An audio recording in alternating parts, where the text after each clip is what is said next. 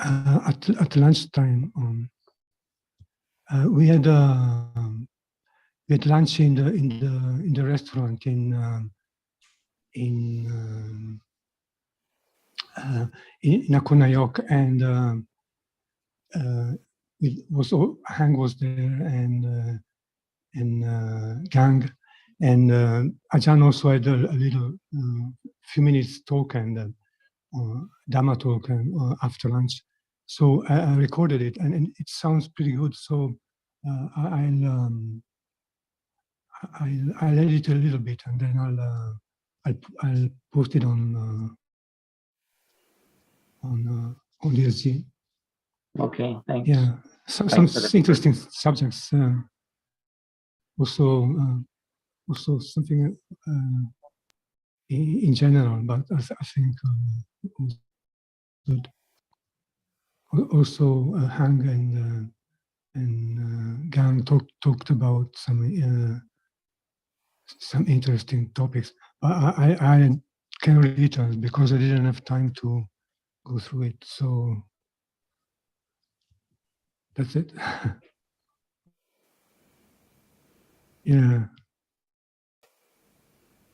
Next time I hope I can stay a bit longer than 3 days. You asked a question. It was good to see all the. Yeah, it was good to see all the friends. It was good to see you, John and Sarah. Yeah, Anyway, your timing was perfect, because now all the live Zooms are cancelled, so it was good timing. So. Kumeta, Kumkusuma. Yeah, and now I'm back to everyday life, more everyday than yesterday. Alberto, you asked a question of Ajahn on the last session in the discussion about to the effect that if it was difficult for there to be awareness of seeing consciousness if there was still a lot of attachment to visible object. And I just wondered where you were coming from on that and what your thinking is. Yeah, I thought about it as well, and I see it's a sort of it's easy to go astray from the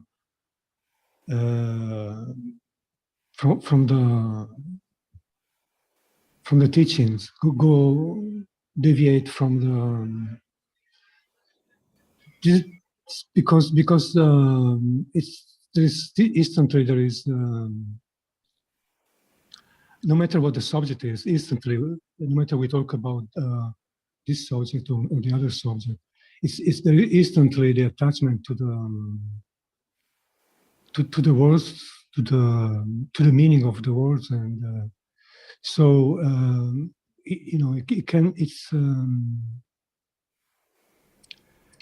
it's not easy to let's say to talk about it in a coherent way with the teaching. So I think it was about the seeing and the attachment, and then the visible object, and then the seeing, and then the attachment to the visible object, and the understanding of seeing, and because I remember Ajahn saying that what appears in a day is the object. What appears mostly in a day is the opposite of the five senses. But what experiences it is much more subtle than what is experienced. And on that line, I sort of elaborate a bit and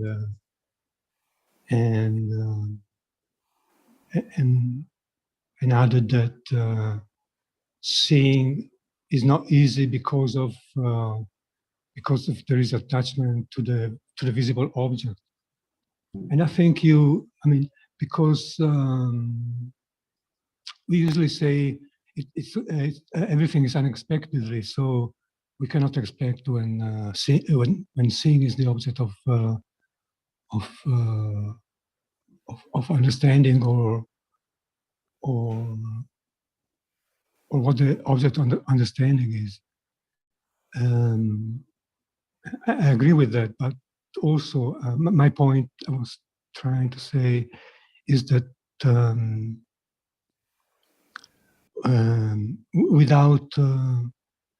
without understanding the visible object, there must be attachment to it, and this attachment will sort of prevent the understanding of seeing, which is not the visible object.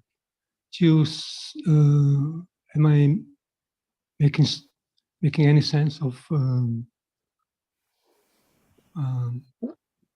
I think I follow what you're saying, and I think I've heard it said before that rupas appear more than namas, but as long as there's not the idea that this means there's a particular order in which awareness is developed, or as long as one doesn't think there has to be less attachment to visible object before there can be awareness of seeing, for example, because that sort of thinking could easily, what you said could easily lead to that kind of thinking, but I'm not suggesting that that was in your mind at the time, but I just wanted to clarify that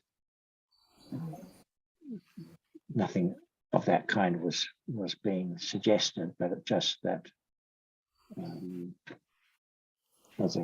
if you like, the probabilities of awareness of seeing are less than the probabilities of awareness of visible object. But I don't know that it's helpful to really make that kind of comparison, because as you rightly said, awareness arises and takes an object by conditions, accumulated tendencies included, and there's no way of knowing what its object will be when it next arises. Yeah. That's a good point. I think also another point is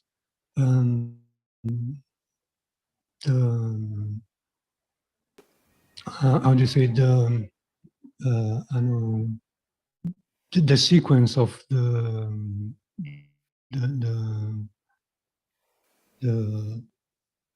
step-by-step nature of the understanding of the learning, the learning process of reality.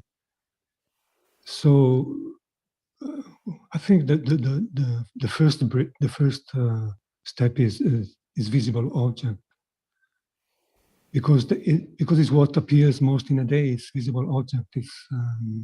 And what follows visible object, which is all the people and things. And I think seeing is already following step. So it depends on what we are talking. I'm not saying that seeing is the first step to. The seeing has to be the first. That visible object. Actually, yes. There is no way of telling what will be the object of understanding. But as you say, there is also a logical, or maybe logical is not the right word, a progressive a progress into the like, for instance, this is a bit of paradox, but nibbana is not expected to be the object of understanding until it's time for it to appear. So, but as you say, on the other hand, there's the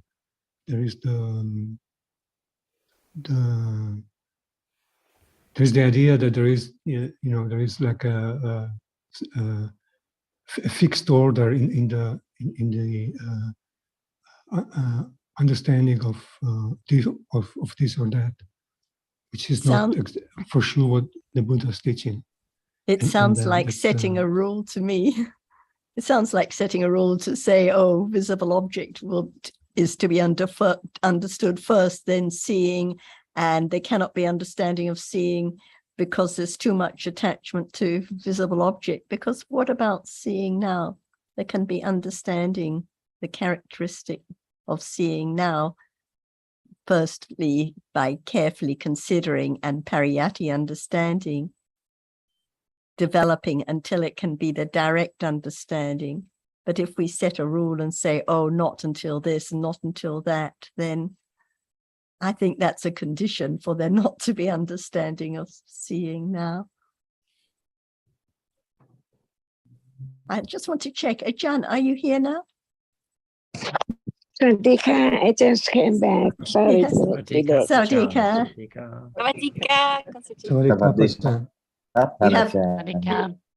You have all our live friends back on the screen now, Ajahn. So we have Alberto back in Italy here, and we have Vincent and Jonathan and I and Hung. We're all back on the screen now, as well as all the regulars. Yes. Better. Oh, I'm doing fine. I'm doing fine. Thank you, Ajahn. I'm doing quite well. Yes, thank you. A little difficulty at night time, but everything going fine. Thank you. Just discuss. Okay, I just mentioned Alberto's topic in brief. I think that Alberto was just mentioning about visible object and seeing, and suggesting that visible object needs to be understood before seeing. And I think there was another comment which Jonathan was questioning him about, which was that if there's too much attachment to visible object, there cannot be understanding of seeing. Were there any other points, Alberto? Yeah, that's about it. Thank you, Sarah. Sorry, Kapajan.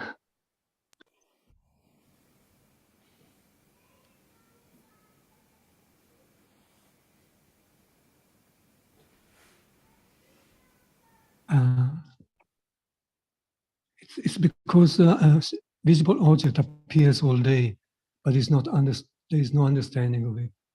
As long as there is no any understanding, even just a little bit of the visible object, is instantly taken for things and people, and seeing. How can seeing appears in that, if that is so? It's just there's no I mean, when I say appear, I mean appear to understanding, of course, because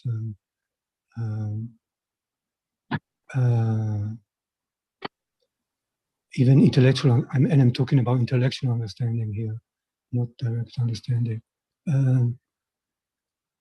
But that's my idea, and maybe Ajahn can explain more about this sequence of the object of understanding, which I agree, which is not a fixed. There is no rule, as you say, as Sarah said. I agree with that 100%. Is it a little wishful thinking?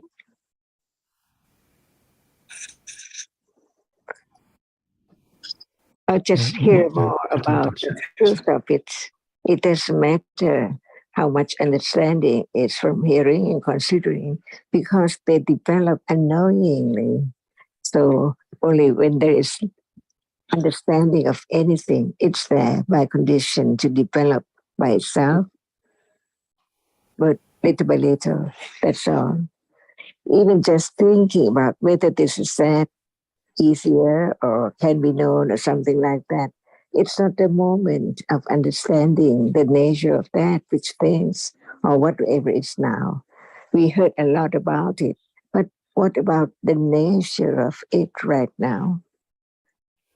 No vision to think about it or to want it to appear as it is impossible, because all anatta, no matter what manners we talk about it, just to condition moment of understand the certainty, the very deep reality that it cannot be known easily at all.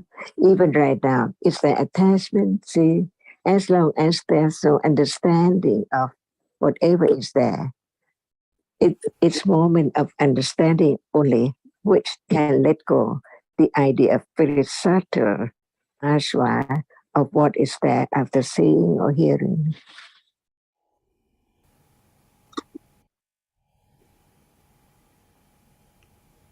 Right now, even visible object is seen, and there is that which experiences it. Listen more, consider more, and then that other moment is conditioned to think about other thing instantly by conditions. That's why it depends on understanding and conditions for the moment of beginning to developing the understanding of the nature of that which appears, because it does not appear as it is. That's why nobody can force it to appear as it is, to show up the moment which is so short, arising and falling away. But all depends on understanding of that. No wish to have it appear as it is by wishing. At moment of understanding, it let go. Only that moment of understanding. And that very, very accumulation enormously and accumulated. So it's just moment of the function of right understandings to begin to be parami little by little, to discover the truth of it, to understand it as it is, little by little. But as long as there are so many realities appear together, it cannot appear as it is. That's why that is the beginning of understanding, that no condition for direct awareness yet, because the understanding is not enough to condition the direct understanding of anything now. But when it's there, the understanding that unexpected moment is conditioned by understanding the truth of it, little by little, only very, very little. That's why I keep on hearing, considering, and that is the way to let go, little by little, the wish to experience this or that as it is and not self. So no selection of the object which is now appearing. What can right awareness rise and is aware of it or not? By conditions. Only when it's there, which means it has a reason. But when it's not there yet, it hasn't a reason. No conditions for it arising. But when it is enough to moment of direct awareness with how much understanding of that object, where the other moment arises and followed by asava, on and on and on. And this is great patience. But without it, it's impossible to understand the reality which appears only one at a time to be known clearly.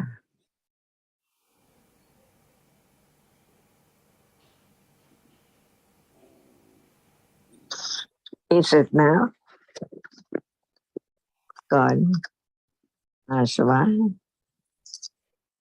Yeah. So just develop understanding, but no one can develop it's a moment of understanding, and our kusala moments support one another to have such and such level of understanding. Very little more.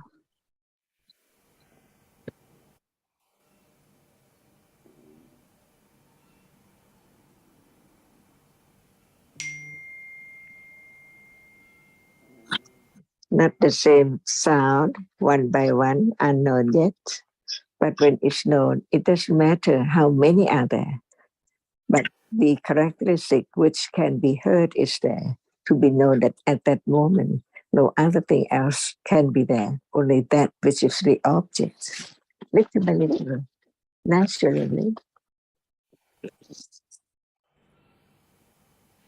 no selection. Unexpected objects or dhammas are anatta.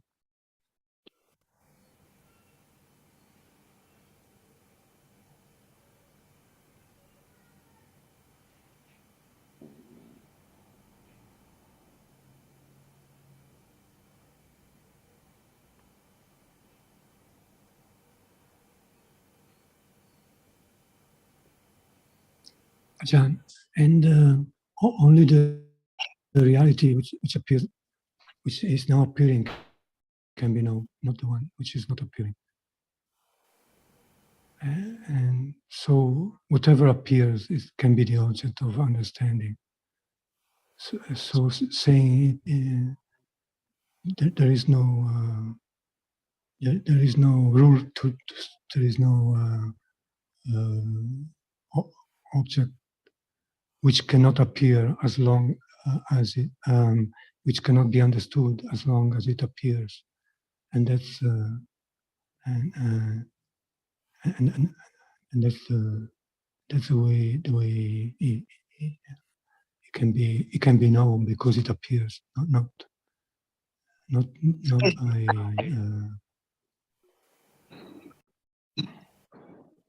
Is one acquainted to the characteristic which is not self enough to know now what is there as its nature, its characteristic, not the other characteristic. For example, now, seeing is real, it sees, and hearing hears, but is there any understanding of one at a time to be known that at that moment there's no other reality?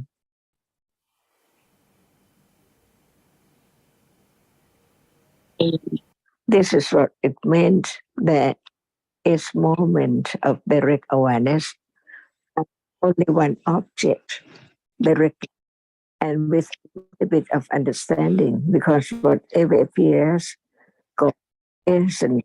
And there is at the moment of experiencing another thing, it can be almost exactly the same, similarly, but the truth is that it can be the same.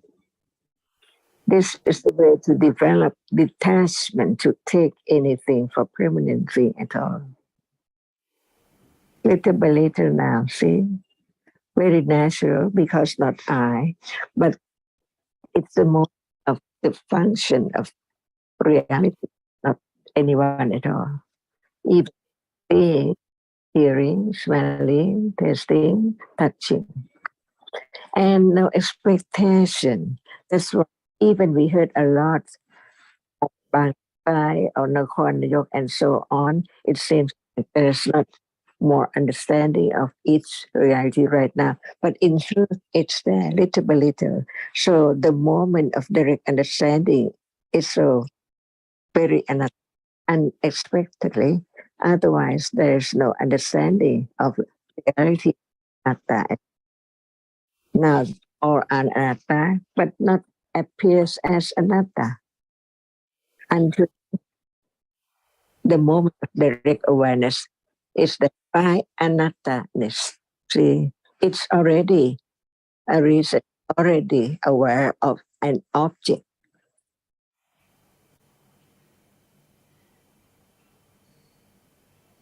Right now, depending on conditions. That's why I listen more about the nature of that, which is only that which experiences, or that which heard, or that which is seen, and so on. Little by little, it's the Khanti Barami. Without it, possible to let go. The accumulation of ignorance, attachment, and wrong will, which has accumulated on and on and on and on from years ago up to now. So this is the great country to understanding now, and to understand the nature of it. Even sounds the same, in truth, it's a little more than this that before. Little by little. So we don't think about the other thing because we're talking about what is there now. So these moments are conditions to understand the truth, not talking about politics or whatever, which is not Dhamma, right? That hearing more to be Pahusutta is very important.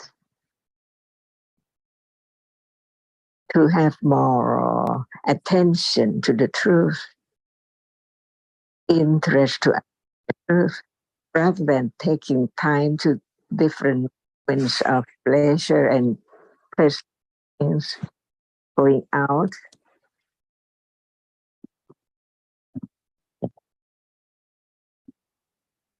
Natural life.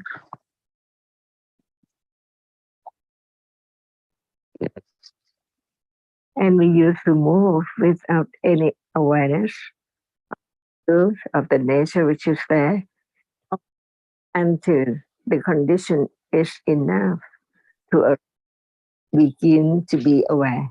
Even just it's different moment without awareness. And they can be the understanding of how very little that it's conditioned to be aware. Not much at all in a day, depending on conditions, how many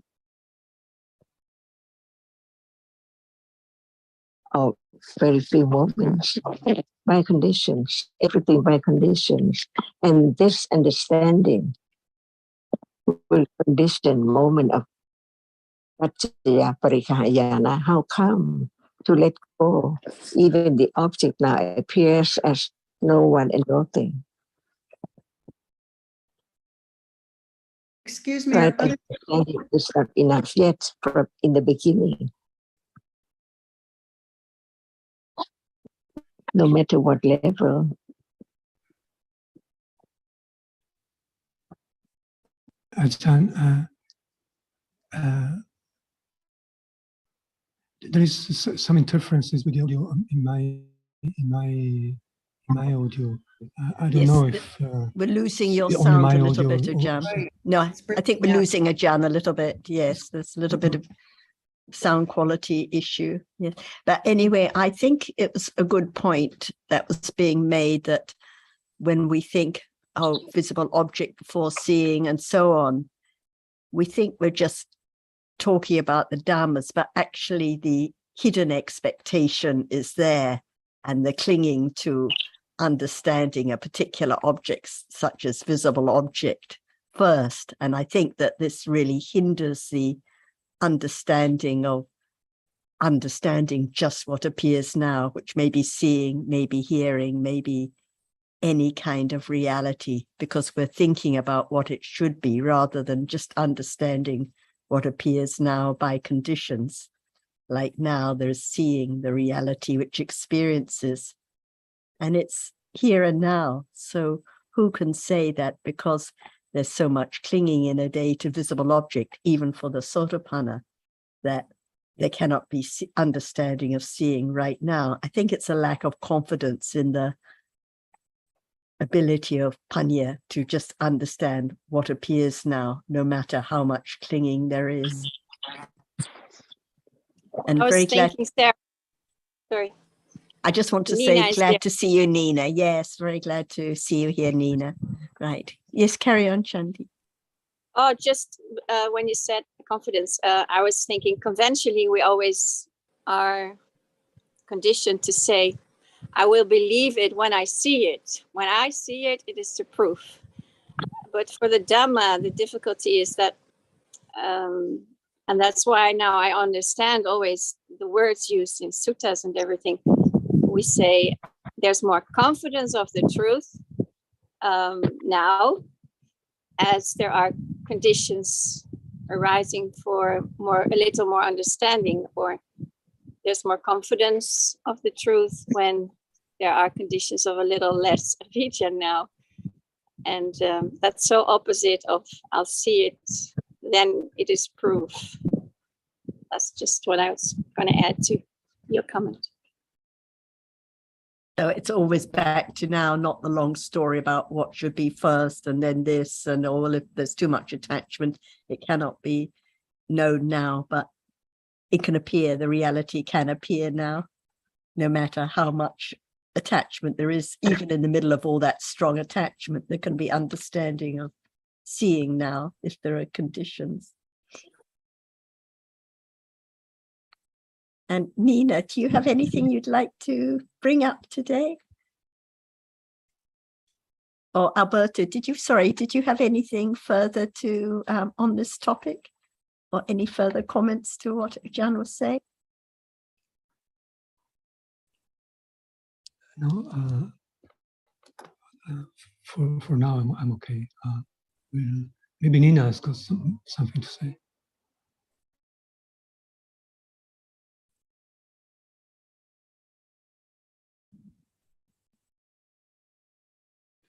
We can't hear you, Nina. I don't know if you're speaking. What is the question? Discussing a topic of Alberto's, which actually reminds me of one that I think you've mentioned before. And his topic concerned his belief that there were 2 points he was mentioning before. If I caught them correctly, one was that he was suggesting if there's too much attachment to visible object, then there cannot be understanding of seeing. And his second point, I think, was that there had to be understanding of visible object first before understanding of seeing, like a sequence. And when Ajahn replied, her first comments were, what about the clinging to understanding visible object? What about the expectations? And then she continued for some time. So I was just asking Alberto if there was anything else. But we can't say first, this first, that first, since it depends entirely on conditions, what appears, visible object, but seeing, no way to control. I think that was the point that we were making, yes, and we and Ajahn were making. It's kind of like an expectation, and it hinders the development of understanding of what appears now. If one has an idea of first this or this is the order. But Alberto agreed that one can't set any rule. Yes. One can't set any rule, but still he thinks there's a sequence, but no, whatever appears right now. In related to this topic, I have listened to Ajahn one Thai short clip about that Dhamma is not supposed to be known, but supposed to be understand. Like we think that, oh, we learn physics, mathematics or whatever, and to know this, to know that, but that's not the point. It's to be understand by anatta. When Buddha go to teach someone, he wouldn't say, oh, khanda, ayatana, pachitta, samuppada, not like that. It's not the it's not any benefit, but he knows that person accumulation, and he know right Dhamma, right Sutta to teach him, so that person have right understanding. So Dhamma is not to be expects to be known like other subjects. That's not the point. Dhamma is to be understand, not to be known.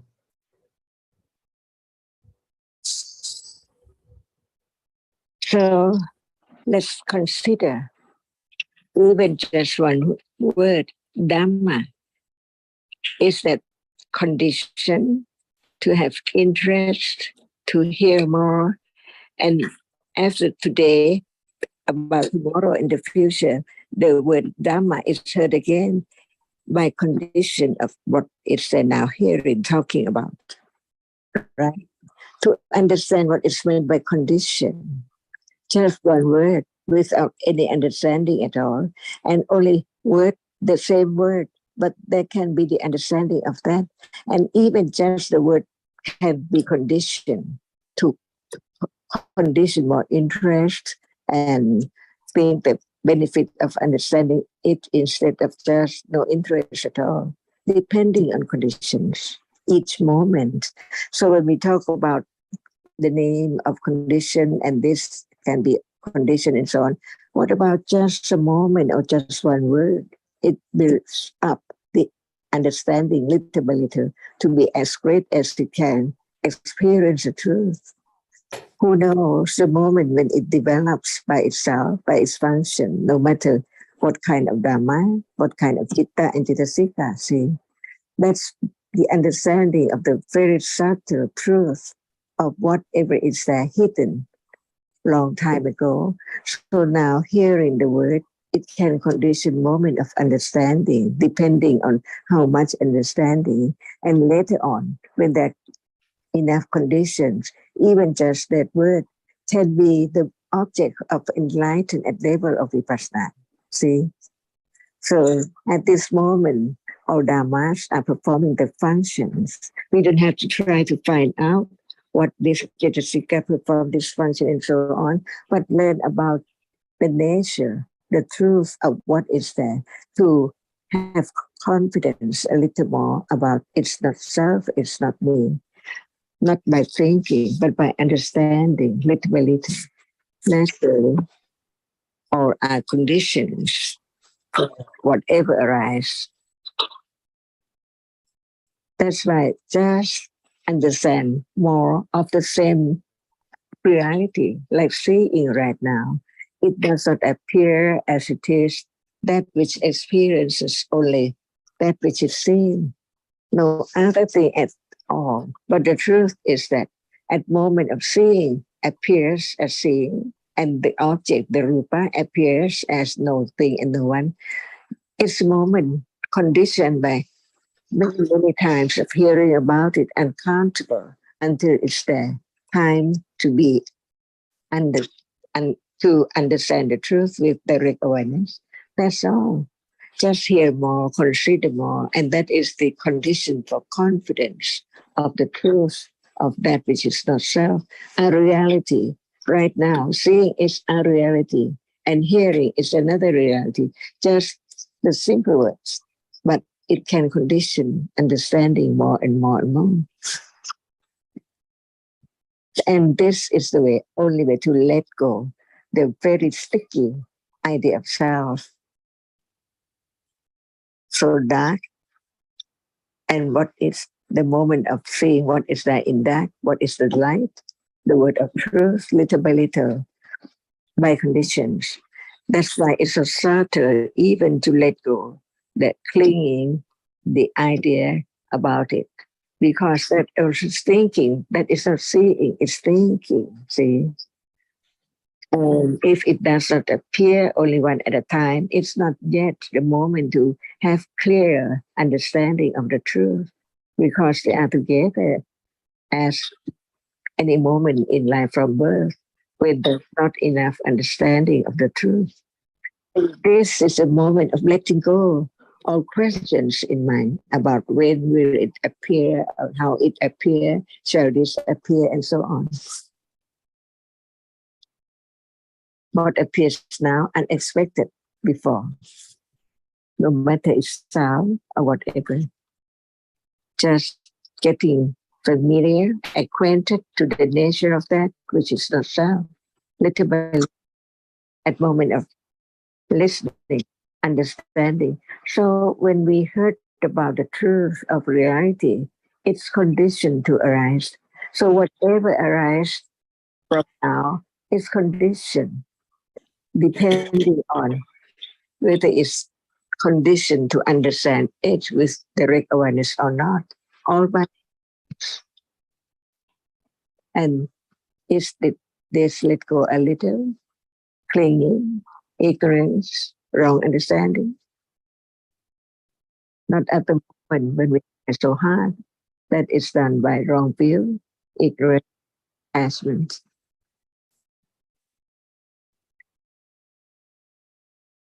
Just about seeing, seeing. It gets closer, closer and closer to seeing now. But not so close because it hasn't been a part of this kind of understanding years and years ago. So how very little it's getting close to understand what is there as it is. But as there is there conditioned to hear about the truth, seeing, hearing. But no one can try to have it by conditions. Otherwise, Lopa is there. Unknown.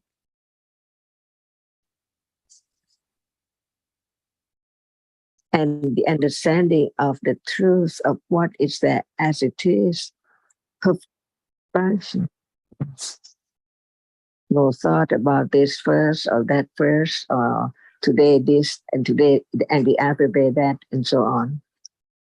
About reality, it has to be understood as no one condition arising. It's by conditions. And the truth is that seeing is not I. The I is not I. What is seen is not I or anything at all. Hearing more. That is the way to have condition to think and consider more in life, which hasn't been that moment before, like hardness now, see?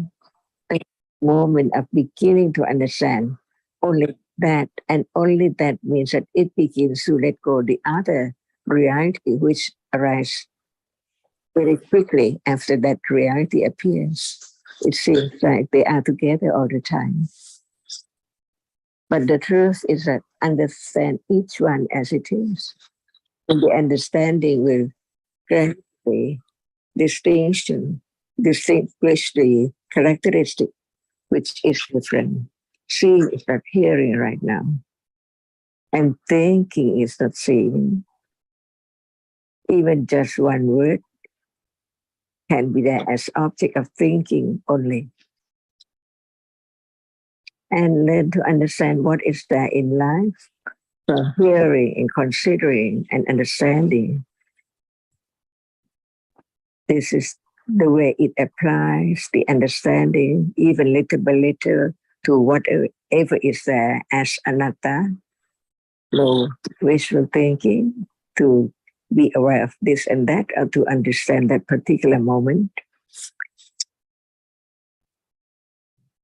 Very easygoing by conditions of understanding that nothing can be taken for I or thing at all. Hardness is now appearing. What is it? No thing, no one at all at that moment of experiencing hardness. At moment of seeing, no one, no thing, seeing arises just to see that which is seen. That's all. The same repeated and repeated in Tipitaka by the Buddha himself. To be conditions for our interest, as the Bodhipakkhaya-Dhamma, Pati, to become to be Indriya, and so on, little by little. And this is the fourth noble truth. noble truth, Ariya Satya Dhamma.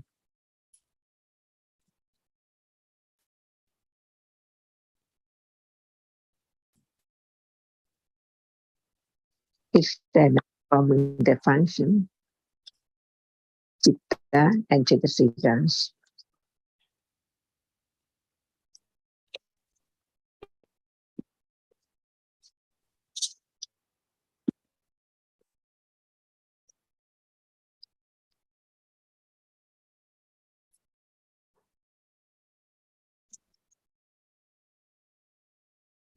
When we talk lessness, see, we can talk about it, but when it's there, who knows that talking about? But not just to learn about the meaning, but to understand the characteristic as it's there, when it's there. But no force, no one, by conditions. Be patient to have the understanding by the development of Panya itself, or the realities they are as they are. Sanya now performs a function together with Chitta, so that it begins to be understanding the word and the characteristic, not just the word. For example, when we talk about hardness, if there are conditions, it's there, experiencing hardness. So we are talking about that very hardness, which is now experiencing.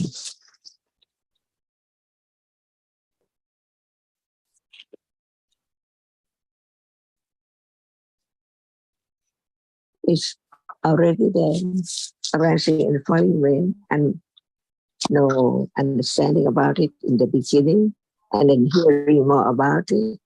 The characteristic of seeing cannot change. It's that now sees. So it can be known, not by attachment or wrong view, but to let go the idea of something there. I sees and that which is seen in truth, just in a moment, and then gone. Have confidence of the truth that all dhammas go on by conditions, non-stop, different ones all the time. This is the letting go unknowingly. We do not have to try to let go anything at all.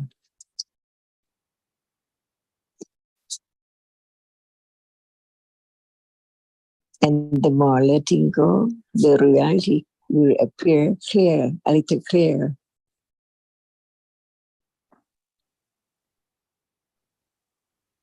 Because even it's there, beginning to attend to the characteristic or being directly aware of the object are conditions.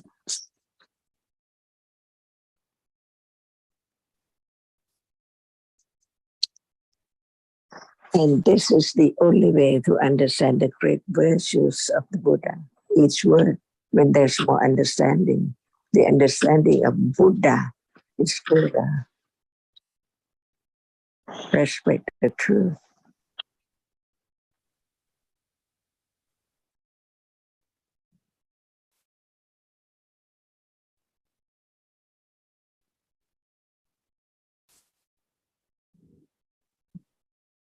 Very natural. Everything by conditions.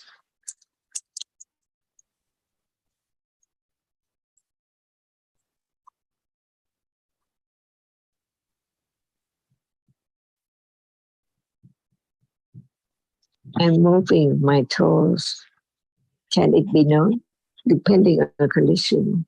How much understanding? Depending on conditions. The test of letting go attachments, ignorance,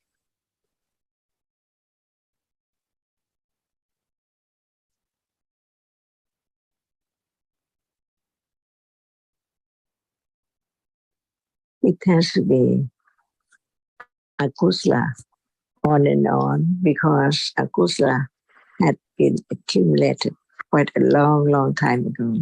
Now, today too.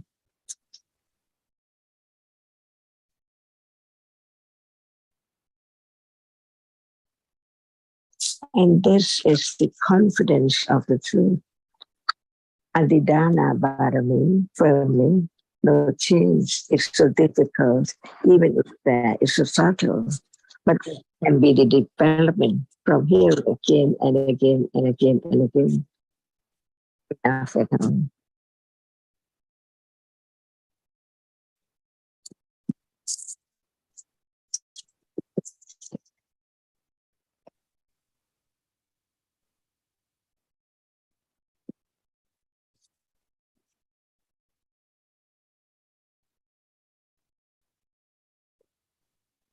Alberto, is there any question?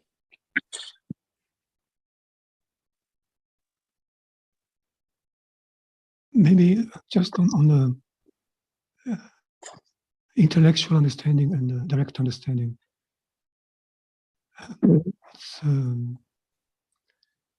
It's sometimes it seems like it's direct, but it's only intellectual because it's not it's not really there's not really enough confidence to condition the moment of actually seeing the truth of the reality as it is, as not self. Thank you, John. Alberto, if I may comment, I think even intellectually, what we say, pariyati, is so very rare. Much of the time, even in such situations as here, we are discussing Dhamma, intellectual understanding actually arises not often. And there's also the likeliness, and I think it happens quite often, that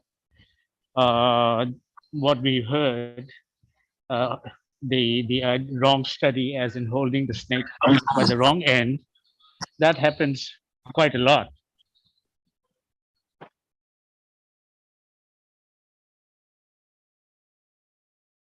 Yeah, that's inevitable in the process of learning. Must be all these moments of being lost in the wrong the moments of wrong understanding as well. Yeah, understanding. Yeah.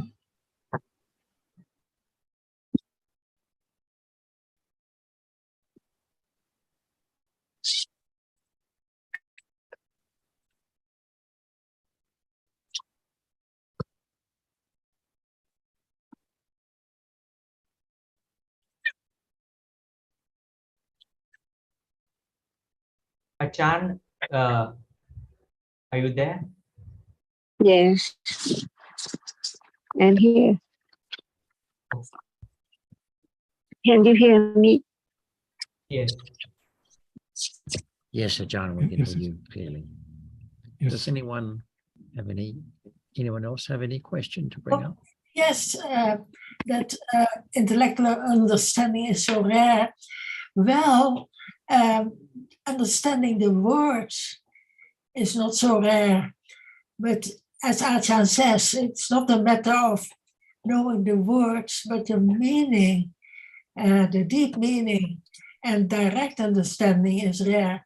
But in general, when something is explained, I think there can be intellectual understanding of what we hear. And that is maybe not so rare, but it is the direct realization of the truth, which is a different matter. It's come down to the actual moment of consideration. Is that is the benefit. Otherwise, it's no value, right? It has a value because it is a beginning. We can say it's a beginning of Panya. No, what I mean is that the benefit the true benefit only is have to come one own understanding. Yes.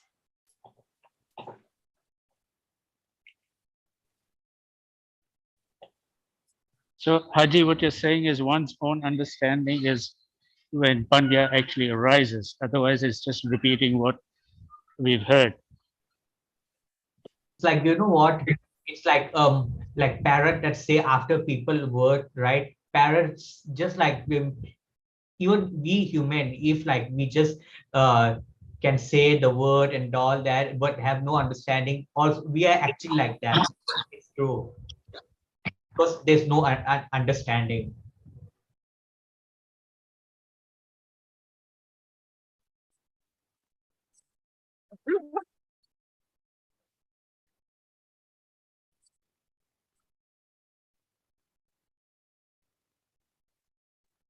Anachan, you want to add anything?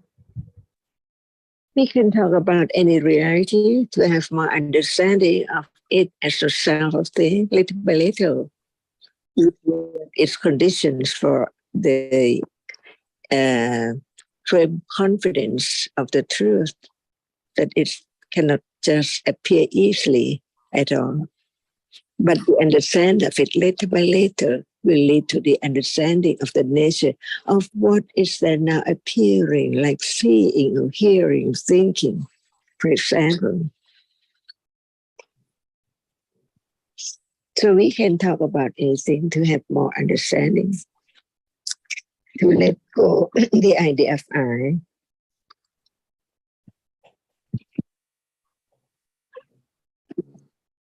At moment of understanding, each word, each moment.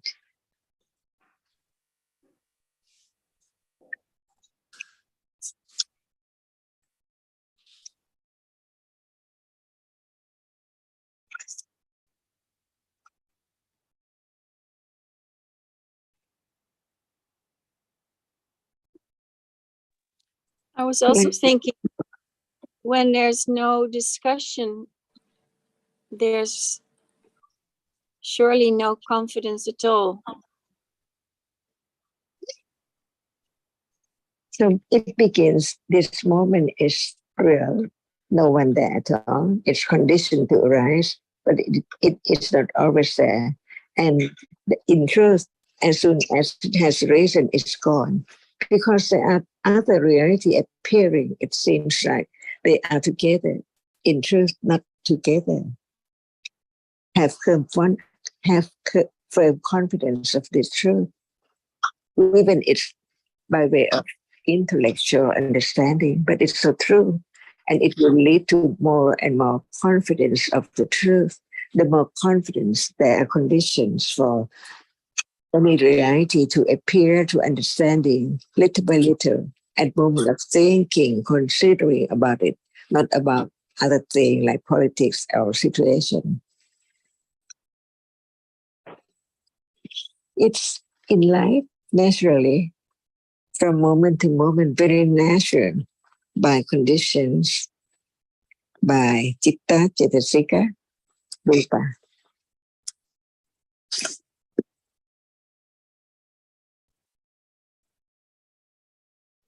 Slightly off the topic, but Sarah, how are you? You're not looking so well. Yes, sorry, I had to move to go outside because I was coughing too much inside. So now I'm settled again. So just a change of background, but I'm fine. Yes, it's easier for me outside. Please carry on. I think we have to understand the difference between situations and conventional notions and absolute realities. That is the beginning. And I think that's very essential to know the difference. Otherwise, we confuse the two.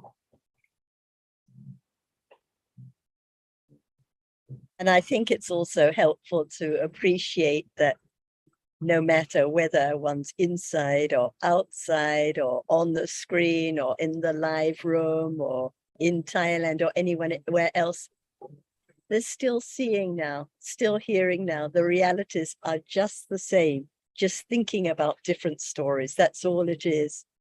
Seeing, hearing, smelling, tasting, touching, and then thinking about endless different stories about symptoms and COVID and foundation and being in Thailand, all these things. But actually, the dramas are just in the mind. And that's why I'd like to say to Alberto that right now there can be awareness of seeing at this very moment, because it is the world at this moment that sees. No one there, no one that sees, just the moment of experiencing. No doubt about it right now, that it can be known. It is the reality at this very moment that it experiences. And this is a way that there is more confidence, more understanding, which conditions a direct experiencing of the seeing at this very moment, the hearing at this very moment, instead of thinking a long story about what should be known first and how it can't be known if there's a lot of attachment. Because the Buddha never said if there's a lot of attachment, seeing cannot be known. Because it's at this very moment, no matter one's sick or healthy or coughing or not coughing, seeing is just seeing right now. Yes. And it's also it very really rare helps on in a, all circumstances. Yes. Yes, Chandra. yeah, on a conventional worldly scale, it's very rare to have the interest at all. So that can be maybe a condition of hearing that again for confidence. And I think that when there is interest and when there is a little understanding, it matters less and less whether one's here or there, at home or in this or that country, because there's more and more confidence about the truth now and how it's conditioned and how whatever happens in life has to be the way it is, cannot be any other way. So totally useless to have regret or think about this or that, because what about what is conditioned now? And for the reasons that Sarah's just given, Shanti, I would also say that if there's no discussion, there are still the same realities. Of course, the discussion is very helpful to have the reminders. In fact, it's indispensable, but that doesn't mean that when there's a break in discussion, there can't be any awareness and understanding or useful reflection and so on, because in the long run, there will be a certain independence from the hearing and the discussion as understanding develops, as I see it. But one is never free from the need to have the reminders, to hear the Buddha's teaching. You are right in that respect. Thank you, Jonathan. Yes. And this is so precious, and to be part of it as well, Alberto. And yes, as you say, we're never free of the need to keep hearing it because of so much forgetfulness. So that's so great. And I really like Sarah's hat, Loba.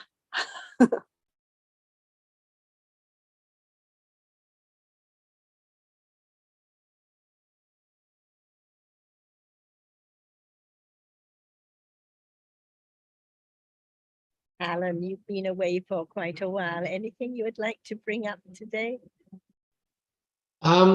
Somebody sent me a question, and they have no idea what Buddhism is. They said, "What is karma, and why should it matter to us?" I just wondered. I'd be interested to know how you would answer that. So, what is karma, and why should it matter to us? And that's from a complete beginner, somebody who doesn't know anything about Buddhism at all. So, how would you answer that, Sarah? I think to start off with, we have to say that what the Buddha taught about are realities, truths. And so karma is a reality. And it's actually a reality that arises at every moment in life. But only at certain moments can it give cause to bring results later. And only those are only at the moments when there is strong good or bad deeds. For example, now there is attachment to hats, attachments to colors, attachment to anything. But this is not the karma that is strong enough to bring a result later. But the attachment now builds up, it accumulates, it increases. And if it increases enough, it can lead to certain bad deeds like stealing or lying. And those, at those times, the karma can condition a result later. So actually, the seeing now, the hearing now, these are results of past karma, different from the attachment that builds up, different from the kindness that accumulates. So we can see that in life there are moments of good and bad, and there are the good or bad deeds that can bring results, and there are the results of the good or bad. And this is the cycle of life of birth and death. Very good. What do you think? Very good. Yeah.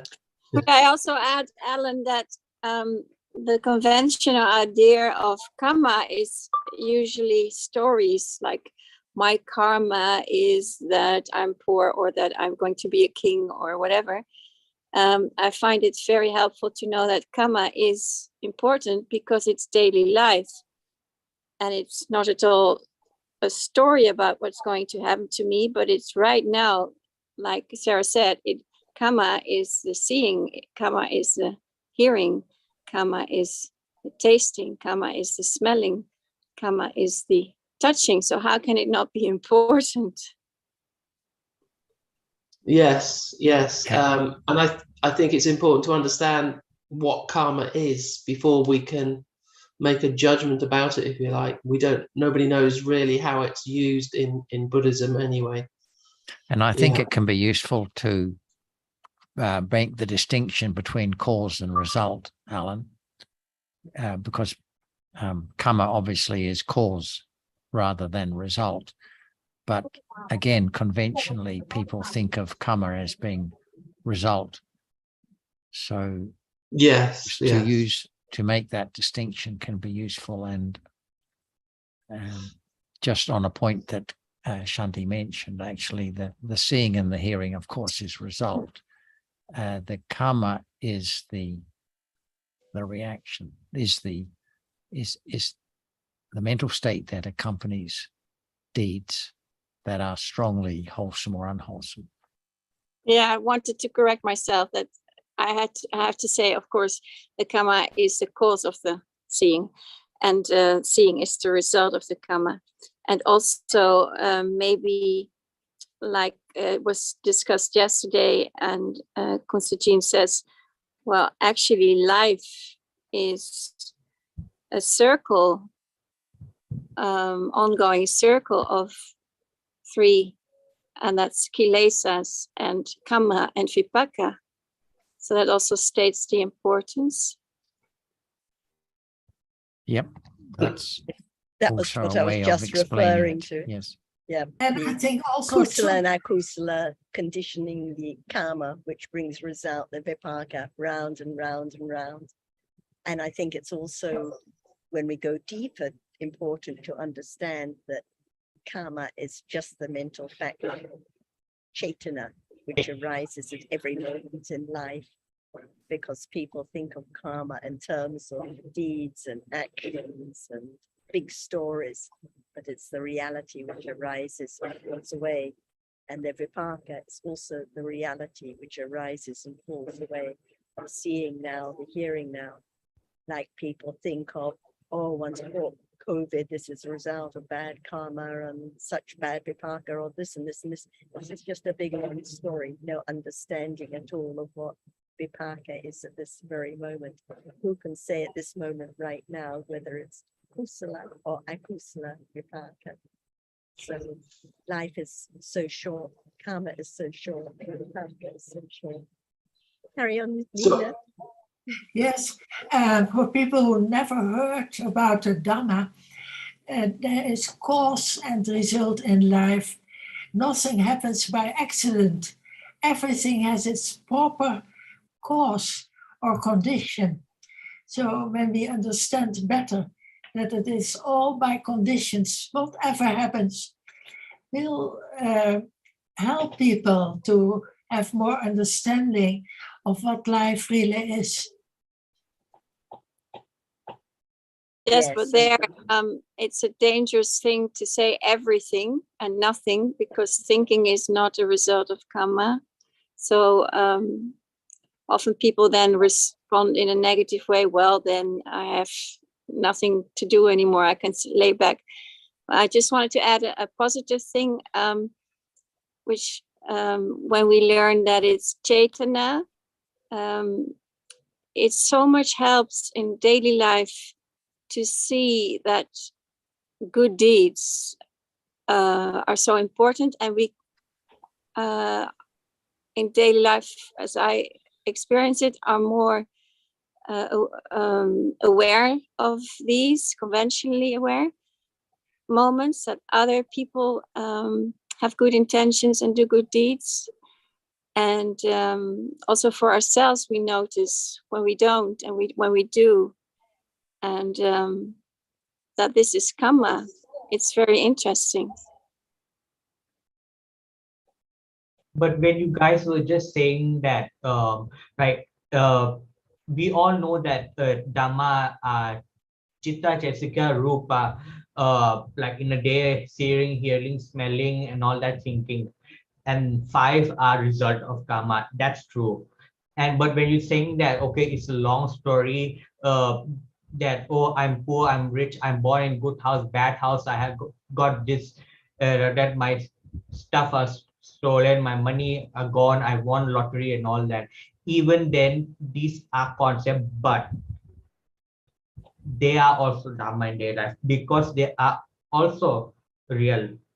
It's not that saying that they are just all concept, but even then also they are Dhamma, because it's right now daily life.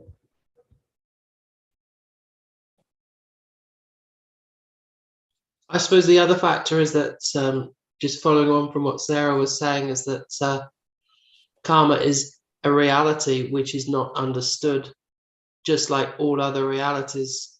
And when it's not understood, it's I intend, I do good and bad deeds, which is bad news. It's wrong understanding and dangerous, because there's the idea that a self decides good or bad, but actually it's possible we accumulate the causes of doing good and bad unknowingly.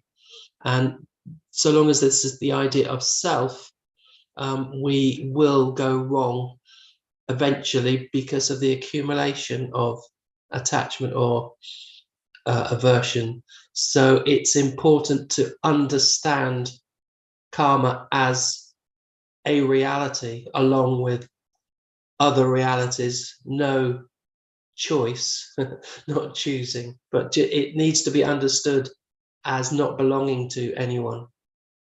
And I think we have to, for that, come back to the basics, because there's really not much point talking about the details of karma if there's no understanding of what Dhamma is now. What is Dhamma, and what are the Dhammas that experience, and what are the Dhammas that are experienced? Because without understanding of what Dhamma is, or what reality is, then how can it be understood what karma or Chaitana is? So Yes, I yes. They think come back. we have to start with talking about the two kinds of realities. How in life there are just those realities that can experience an object, and those realities which cannot experience anything, no self to be found.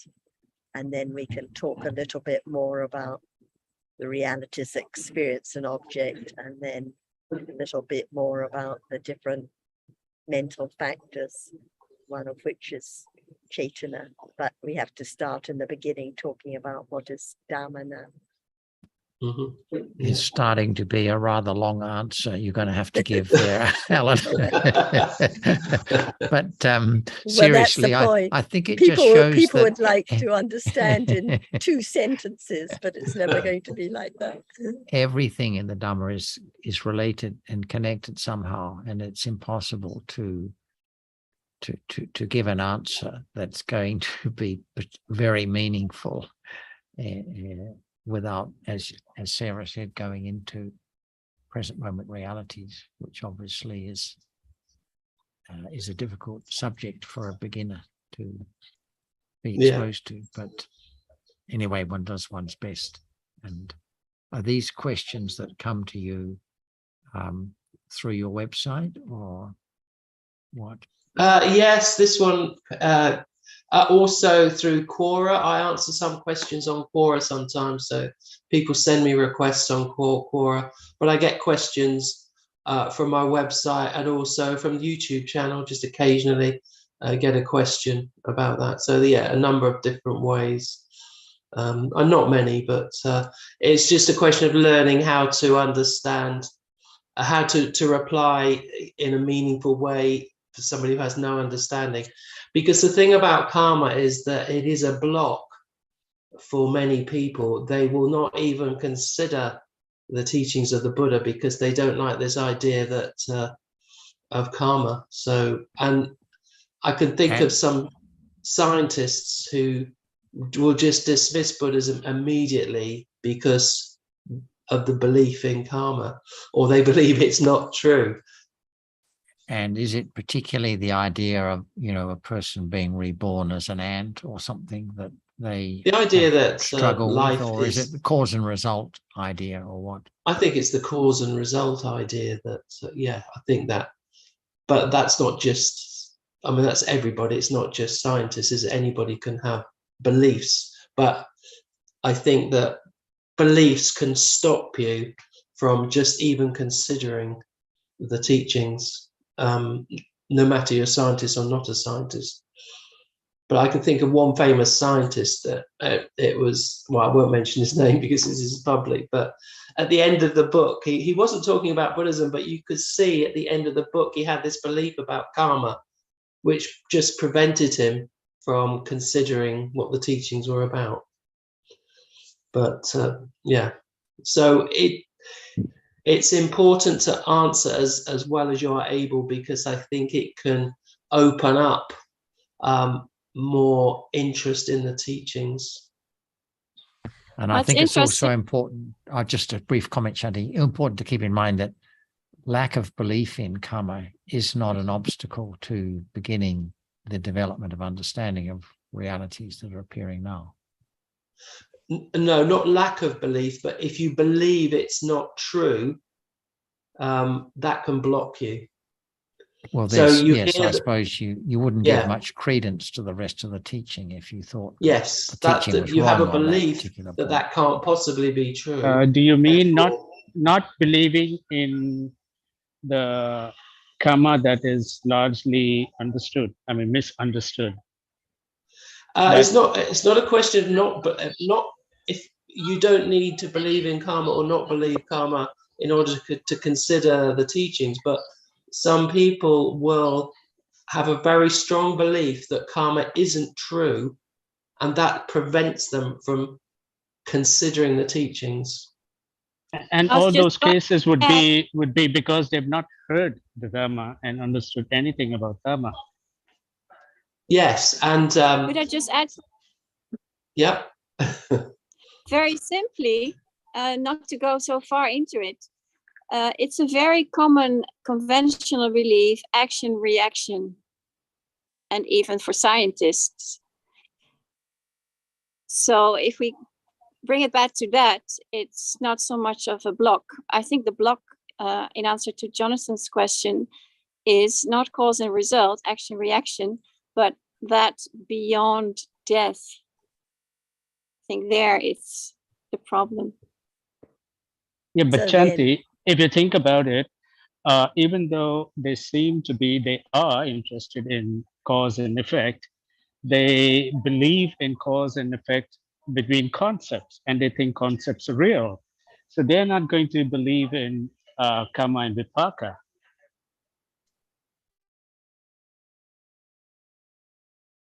That belief is wrong view, clinging to the wrong view, to wrong idea.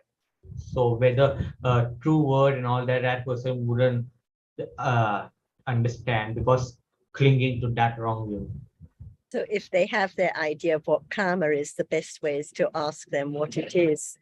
And if they say, oh, karma is doing deeds, well, what is meant by deeds and what is meant by doing, and does someone do it, and can there be doing a deed now, or what is, just to break it down and just to keep questioning, to help them consider more whether it really is the understanding of what karma is now. I mean, that was my reaction to Alan's initial question. My reaction was, ask them, why do you want to know? And then along the way, I thought that it's very important that we actually understand where they're coming from in order to give them the right answer. Otherwise, we're just throwing in a lot of words at them and it's not going to be beneficial. Just ask them what they understand by karma and why they would like to know what they think it is now to start with, and then discuss a little bit at a time. Mhm. Ajahn, do you have any comments for Alan on this topic? I think that if we can help him to think, to consider the truth, maybe he begin to understand what karma is. For example, anyone who'd like to understand karma, is there karma in life or it's not life? It's not anything in life. If it's not anything in life, it's useless to talk about it. So what we are talking about now are there in life but not known as it is. So we can begin with the word that everyone know in English or in Thai, depending on that person. What in the day, do you have intention to do anything? In order to understand what we mean by karma, but we don't use the word karma. Just is there any moment you have intention to do anything? So you can think about it and know the moment of intention, that it's not seeing little by little, so on. Just talk about one reality for him to consider, to think about whether it's there. When one do something like I will cook or I will go, say, is it intention to cook or intention to go? Learning to understand what is there in life is real, and that reality is different from other moments. Because when we talk about seeing, we even talk about intention. That's right. He can know that what are there in life, so many, many different things. And one reality, if he begins to understand it, intention at any moment. In the beginning, the vipaka and the kriya, intention cannot be known, but intention, which is kusala or akusala, can be gradually known, little by little, further and further, little by little. So he can understand. He has heard the word karma, but he not know what karma is, but his intention. So we don't mind whether it use the term karma or whatever, chetana, whatever. It's the reality, which is the will or the intention to do. We start from the very beginning to understand the word karma. Otherwise, can that be done? The result, how come? If there's no will or intention to do or to perform such and such for such and such result. Little by little, let him think and consider, because Dhamma is not easy to understand. Even Dhamma, because everything which is real, it has its own characteristic. It's a Dhamma. He don't know that yet. That's why I asked about what he can know about intention and so on, little by little. Can anyone see intention? Something like that. Is it always good or wholesome? Or it is unwholesome, but it is intention, like to kill and to give, different intention. It depends on his interest, whether he would like just to know the translation, the meaning, or just the moment when it's there. Yeah, very good. For example, nobody can know that there is intention right now, even it's there, because it's not that which can be known. But when it is the intention to do good thing, wholesome, or the intention to kill or so on, akusala, they can know that there are different intention and what is wholesome and what is unwholesome. So intention can be wholesome to do good and wholesome to do bad.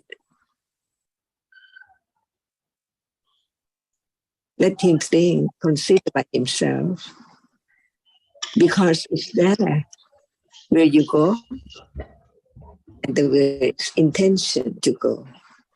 So karma is there, the condition, the moment of moving until the destination is reached.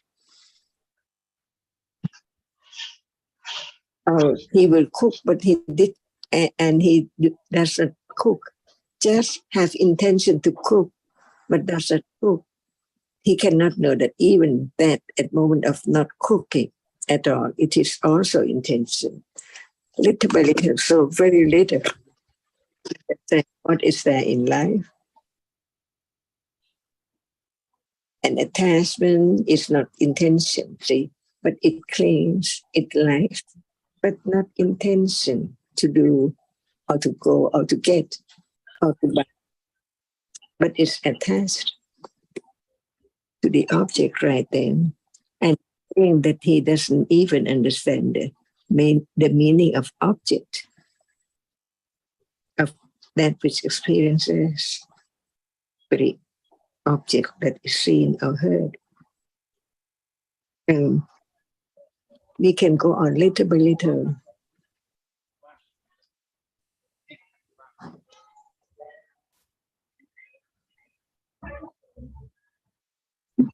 And he would doubt whether even seeing has intention, but not as wholesome or unwholesome, not kusala or akusala karma.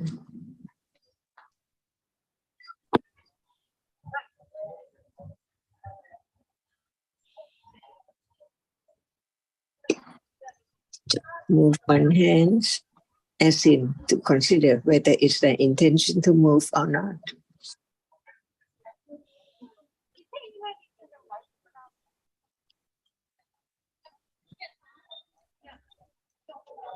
Papa, can you close your, can you mute?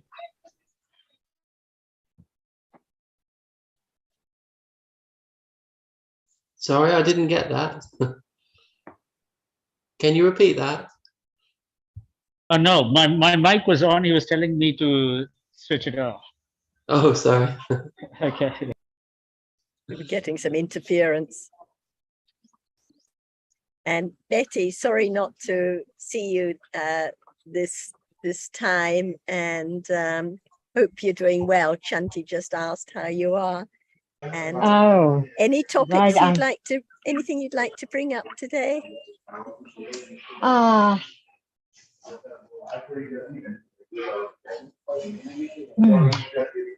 No, it seems that, when I think of a topic, the answer seems to come up in my mind, and then I'm satisfied with the answer.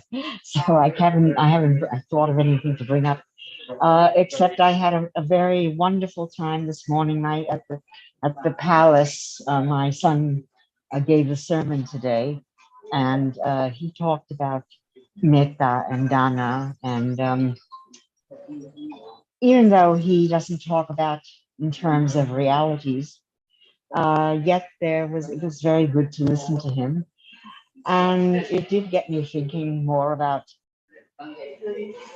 being kind and gentle and good to others. And I found that the more that that occurs, the better it is, and the more contentment there is, and the more it builds on itself. The more you do, the more it becomes more of a part of your life. And that's the same thing with the negative. It's the same thing with if you're doing the akusala. It works the same way. The more akusala you do that is performed, the more agusala will accumulate. So this was a very good lesson for me this morning to see that that these things are happening more in my life. That's all. And it is true that. Go ahead. I was just going to say, and it is so true that when there are moments of kindness or consideration to others, then one forgets about one's own personal circumstances Exactly. or sickness or story or drama that's going on. Right, exactly. So it's like a holiday from the akusala. And of course, that's a nice way of putting it. And of course, moments of metta that arise naturally when there are conditions. It's so different from when there are the ideas of trying to have metta or trying to be the good person. That's right. Quite the opposite. Right. Yes. Yes. You realize more that there's no control, or it arises because there are conditions for it to arise. So it arises. And if it doesn't, it doesn't. And the main thing is it's just a Dhamma, not belonging to That's anyone. right. Yeah. Yeah. I Yes. agree. Yes. That's the most important. That is just sadhana. Otherwise, we say, why metta? So I think right. To understand.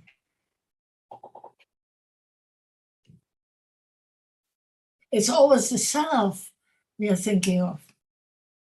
It's thinking of self having metta. And then it's not the right kind. Yes, that's true, Nina. Very true. It's thinking, but as Sarah says, when metta is performed, if you want to use the word perform, loving kindness, or being kind to others, and kusala behavior, let's put it that way, is performed. There's less thinking of self. That's very true. There may not yet be the thought that there's no self, that these are just realities that arise and fall because of conditions. There may not be that thinking yet at the time, but it grows. It will grow. But Betty, I think what Nina is saying is that no matter how much metta and how good it is to have metta, it's still not going to lead to the eradication of akusala. Oh, absolutely, So absolutely. There has it's to be only the right understanding, right? It's so that's more important. Oh, absolutely, no question about that.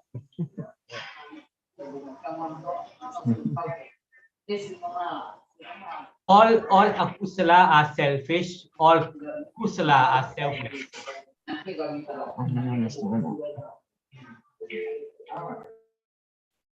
Haji, sorry, I didn't understand what you said. I mean, what I'm saying is akusala, right? They are selfish, all kind of akusala. For one's own, but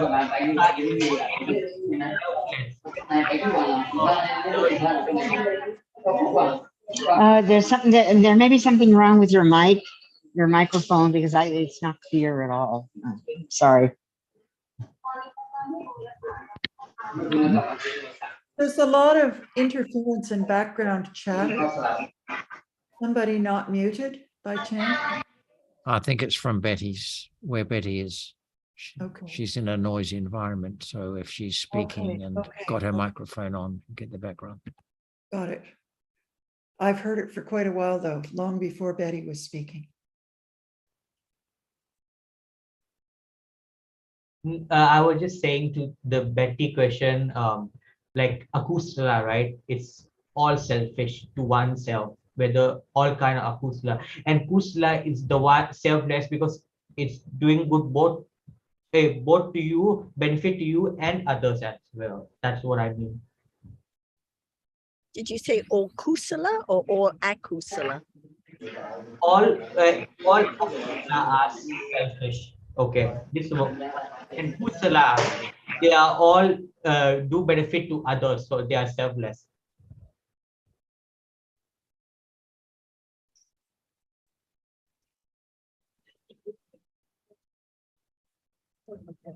Jan, I thought that the way you explained how you would explain about the basics of karma was very, very good.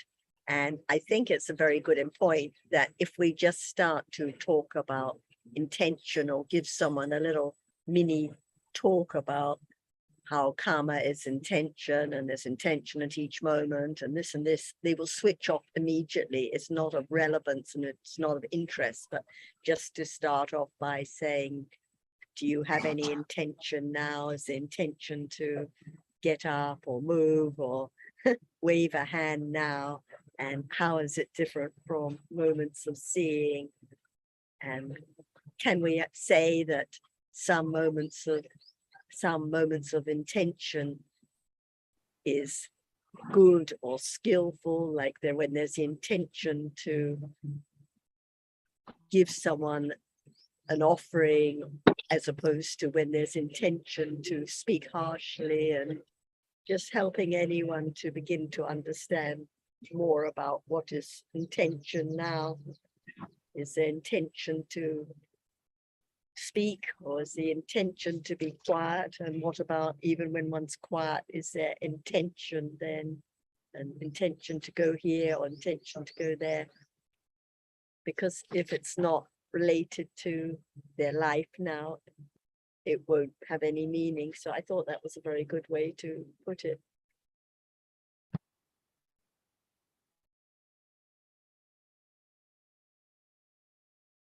And there also are many things, not just karma, that the person can learn little by little.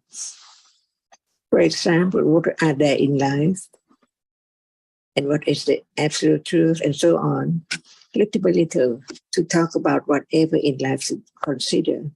At the moment of when he is speaking, after that we can say, is there intention to speak? See? And so he get closer to the understanding of the anatta and so on. It's not only intention. What about the other thing as attachment, clinging, aversion? And then is the intention to speak, is it the same or is it different from when there is attachment to speak, or if there's intention to do good, is it the same or different as the kindness? Just to begin to understand a little bit more about how the intention is not the kindness or not the speaking or not the clinging at those moments, different realities. But like you say, it has to come back to the person's own experience and what can be known now. This is why it's no use just giving someone a little talk that doesn't mean anything to them.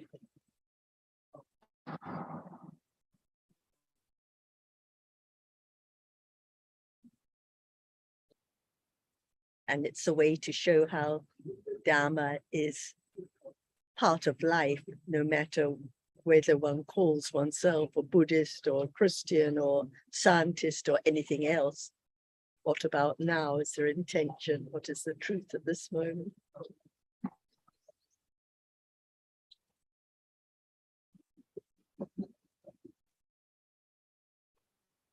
Otherwise, it's not the learning the truth of life or Dhamma at all.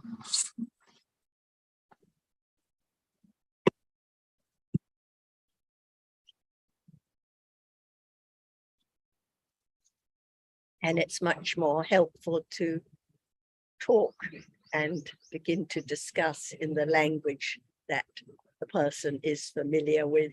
We don't need to use Pali words when we begin to explain about the realities of life now, just to help them understand in their own language, common language, which Maeve would agree with.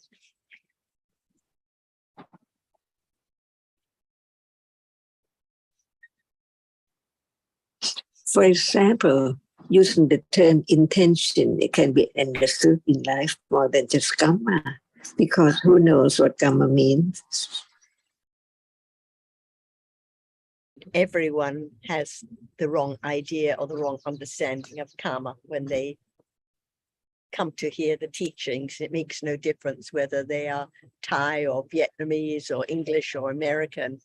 Without the understanding of realities and a lot of careful considering, there definitely will be the completely wrong understanding of karma.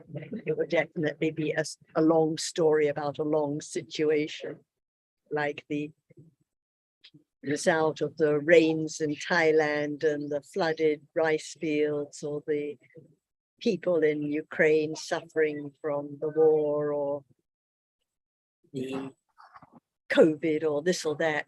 Definitely there cannot be any understanding at all of Chaitanya if one just talks in general about general situations which they're used to.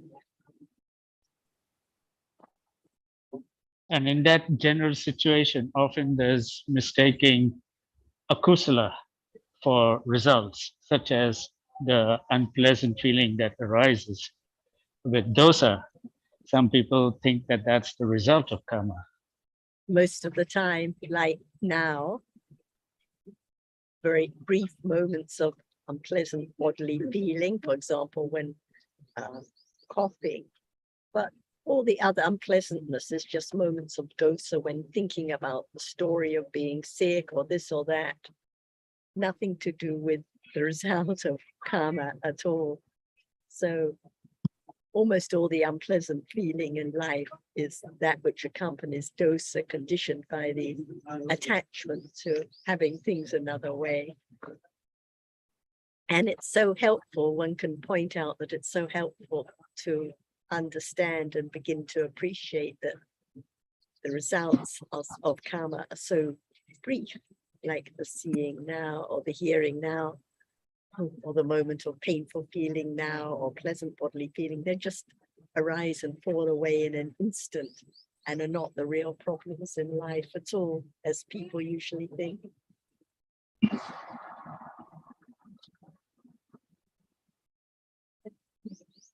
Sarah, you just said those accompanied by attachment to having things other way. You mean followed by, right? Sorry, I'm dosa, conditioned by attachment to have things another way. If it wasn't for the attachment to pleasant feeling, there wouldn't be the dosa with unpleasant feeling when it's not the way one would like it. So with no attachment, no dosa at all.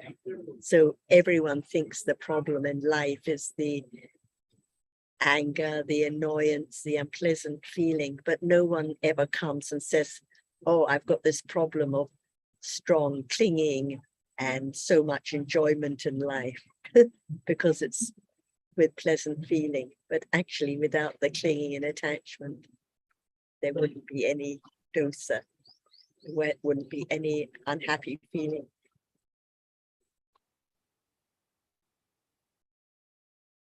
And they're all just arising and falling away from split moments, none of them belonging to me. They're all just different dhammas. So the real problem is the taking it for me and my experience and my unpleasantness and my bad vipaka and so on and so on. Just long stories about me, but actually they're just dhammas. Each one is gone.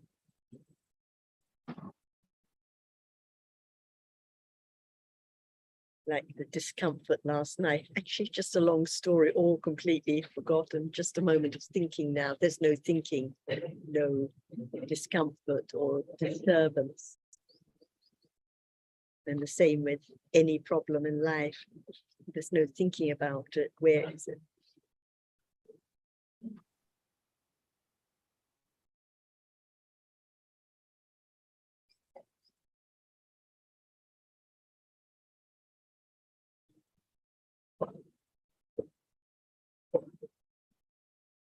Jyotika, do you have any topic you would like to bring up today? We always appreciate your topics. And you and Nina, as well as Ujana, are seniors, so we always like to hear your comments or questions in these discussions.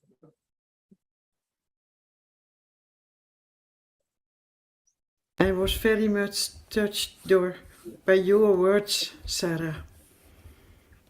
When you started to talk about just seeing, just hearing, just this, and then you said it's the beginning, as I understood, but I thought when we can do this, like just seeing, being with it, is there any more to do than that? Even that is not doing, but now it's the truth that at this moment there is just seeing for a moment and then gone. There is just hearing and then gone. And there can be understanding right now that this is life, this is the truth. No one who sees, no one who does anything, no one that is aware, no one that understands. But the truth is, it is just seeing which sees. That's all the seeing does. And it's the life at this moment. No COVID, no Ukraine, no physical problems, just a moment of seeing, nothing else at all. You can be everywhere, you can be everywhere. Anywhere. Anywhere. Yeah. Yes, in a hospital room or in the countryside, in the beautiful setting or the dirty street, it's still just seeing. And life is just at this very moment. It is before, or it is away from all the reactions, what can be there. Right. It's just the pure seeing. We mind so much about what is seen and what is heard, but it's just a moment of seeing. That's it.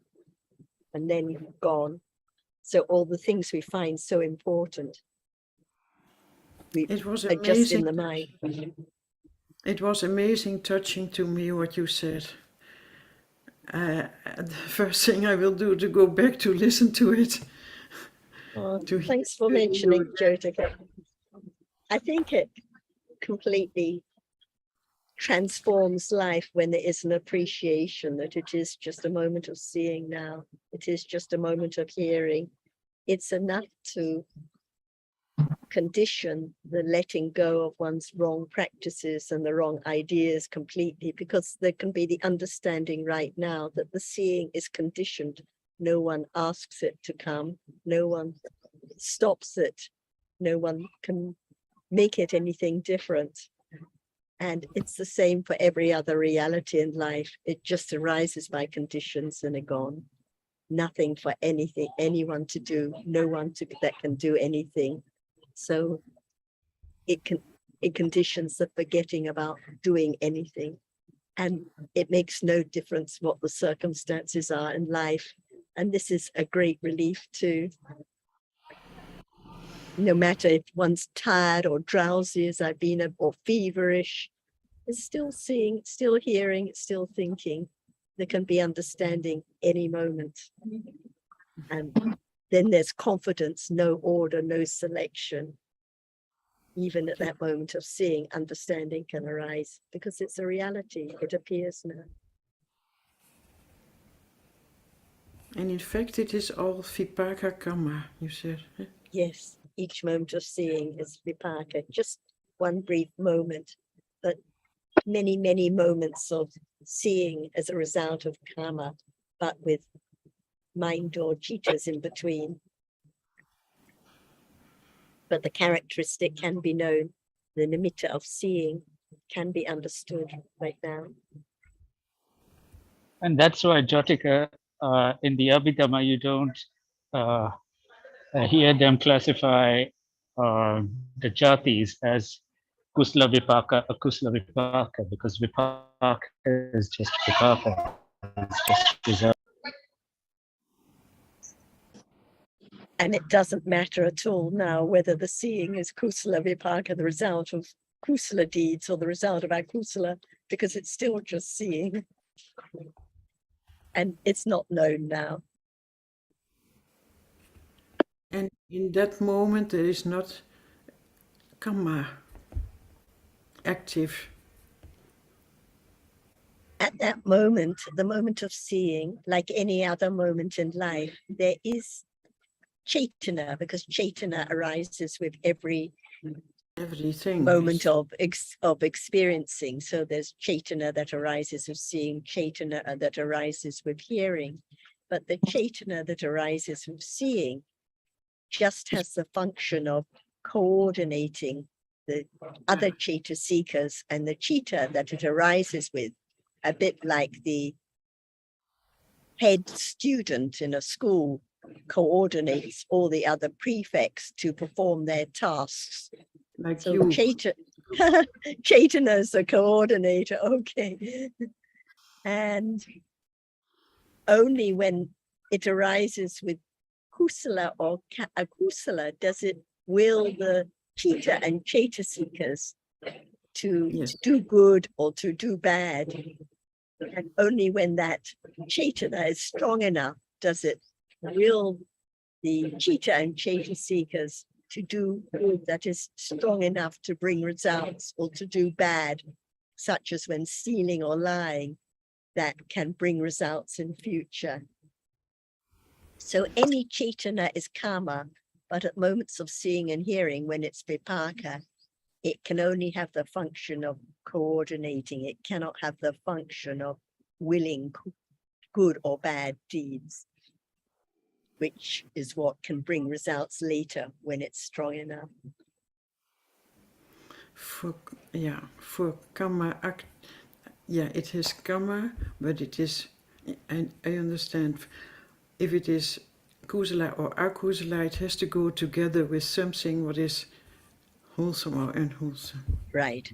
So it has to be, when it is kusala or akusala, it has to arise with kusala citas or akusala citas, not with vipaka citas. Yes. Thank you so much. Thanks, Jyotika.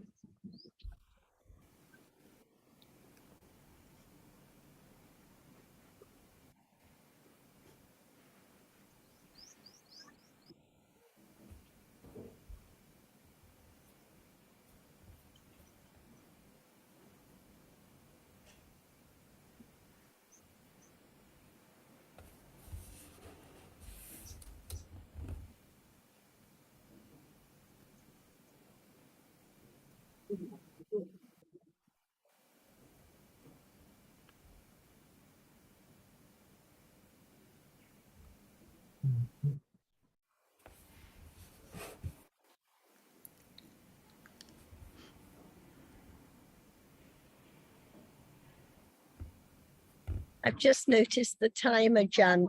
Would you like to continue on, or would you like to finish now?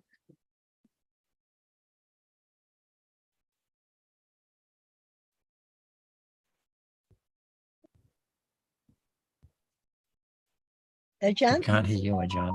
We can't hear you. Sorry, I forgot to turn on the mic. So it's fine now.